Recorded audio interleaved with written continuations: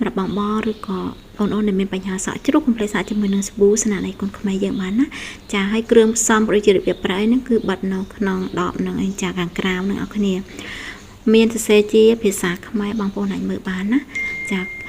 កតនឹងគ្រឿងផ្សំគឺសុទ្ធតែមានប្រយោជន៍សម្រាប់ចាសរសៃសក់និងស្បែកក្បាលរបស់យើងបងប្អូនអាចមើលបានចាអ្នកទាំងអស់គ្នាទិញទៅគឺអានតាមហ្នឹងទៅណាខ្ញុំមិនសាតែនេះទៅខ្ញុំបានអានលំអិតវិជ្ជាបងប្អូនទេដោយសារតែគឺថាចាបងអូនគឺចាចេះហើយចាភាសាខ្មែរអញ្ចឹង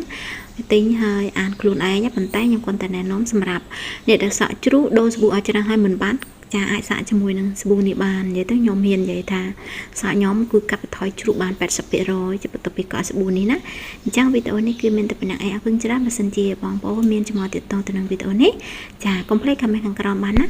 អរគុណចាឲ្យសូមបញ្ជាម្ដងទៀតណាបងប្អូនដែលខ្ញុំដាក់លេខទូរស័ព្ទនៅក្នុងចាវីដេអូរបស់ខ្ញុំសូមអធិស្ឋានផង